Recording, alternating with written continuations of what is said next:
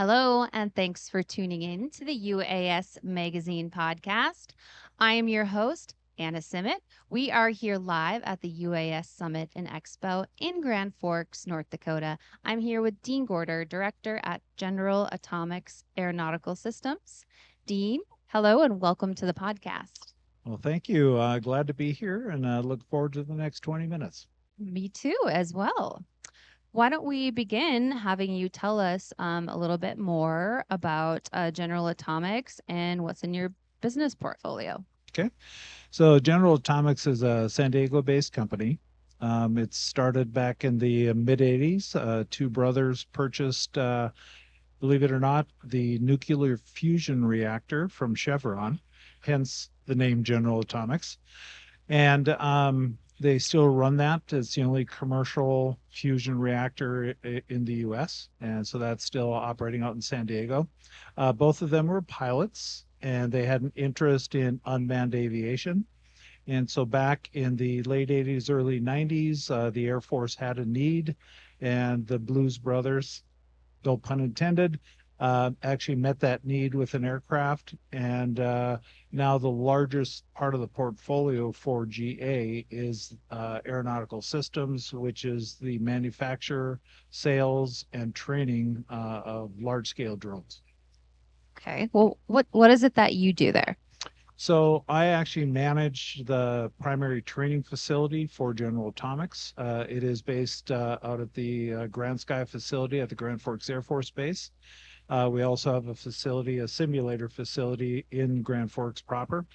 And what we do is we train both GA pilots and sensor operators, and now payload operators. We'll talk about that in a second. And then the other major portion of the business is we train a lot of foreign national pilots and sensor and payload operators. For example, right now we have a crew in Japan training the Japanese Coast Guard. And then next week, they actually will complete their academics. They'll transition to Grand Forks, and they will spend from now until the end of the year in Grand Forks doing simulator and flights on the aircraft that they're purchasing. Super fascinating. So, as beautiful as Grand Forks, North Dakota is, how did GA make its way here?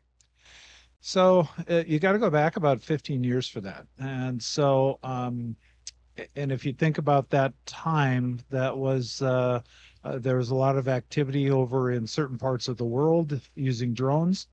And the U.S. Air Force is a major consumer of these drones. And so they started sucking up all the training bandwidth, let's put it that way. Um, Other countries at that point started buying these aircraft. Countries like the UK, like the Dutch, the Spanish, the Italians, etc. And there was really no place to train them because the Air Force typically would do that for a foreign customer, but they were already consuming that capacity. So as a company, General Atomics started looking around the US for an alternate site. At about the same time, the CEO, Lyndon Blue, um, came in contact with Senator Hoven and at the time, I think Congressman Kramer. And they had this idea about this enhanced use lease called Grand Sky. And so several GA execs from San Diego made repeated visits up to here, including this UAS Summit. So GA has been a participant, I think, virtually since the beginning. And the thing they liked, one was the ecosystem here. So there is very much a focus. UND Aerospace obviously plays a big role in that. There's a lot of pilots here. There's a lot of instructors here, which both are required to run a training operation. Um, and then just the general climate. And I don't mean weather, but the general aviation climate. Clearly not. And so you couple all that together, and Grand Forks made the first cut, so they're down to 3 sites. And then after numerous visits and many discussions, they chose to build here. So first operations were here in 2016. So we're actually 15. We had a simulator here. 16, we started flying. So we're coming up on 10 years of flight activity here. Um, the audience probably is aware of this, but when you're flying unmanned aircraft in the National Airspace System, that is a challenge. Um, Regulatorily, it's a challenge. And so the Northern Plains test site that is also based here in Grand Forks was very instrumental and very active in building a kind of an airspace envelope that we can operate in. So typically an aircraft of this size, and if you think about it, it weighs about 13,000 pounds. The new one has an 88-foot wingspan. It's not the typical quadcopter drone that you're thinking about. And so we need space to operate in. And so the test site helped us work through the beyond visual line of sight. So prior to 2019, we had to use a chase aircraft, very expensive.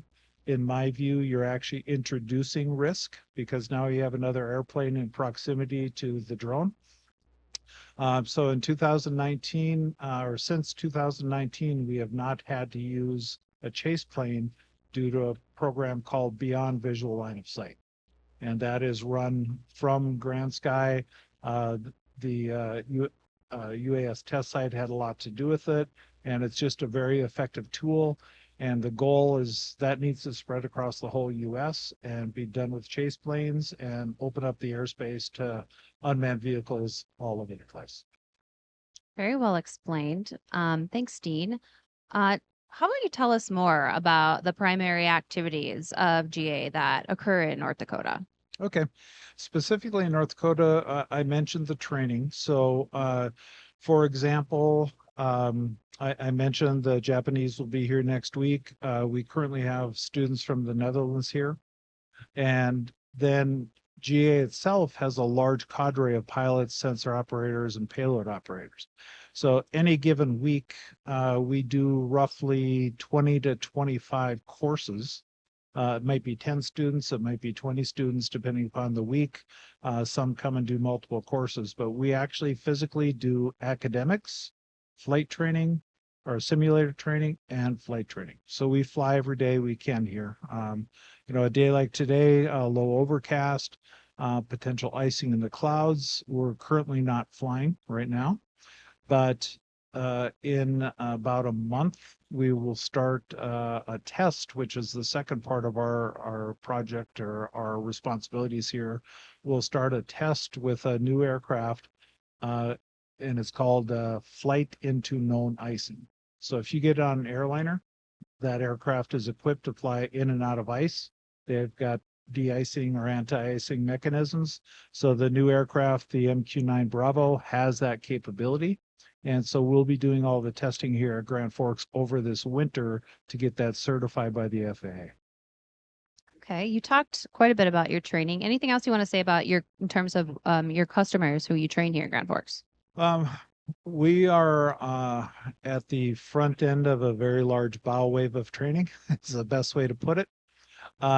So actually, I've been working on the next 3-year plan. And if we go into 2026, countries such as Taiwan, Denmark, Germany are coming. Poland will be here. And we get beyond that. There's a list of about 18 countries right now that over the next 3 years will be training their pilots in Grand Forks. It's exciting stuff. So, Dean, finally, what does the future hold for GA and specifically here in Grand Forks? A couple key elements. One, we're simply growing our training business. That's primary. We're growing our test business, which is secondary. But there is another large initiative here in Grand Forks called the Sky Range program. I'm not sure if you're familiar with that or not. I'm not. So the Sky Range program is a method of tracking hypersonic missiles. And so this is the US government that wants to launch missiles, and they need a way to actually, measure the trajectory, what is the temperature of the device, how fast is it going, et cetera, et cetera.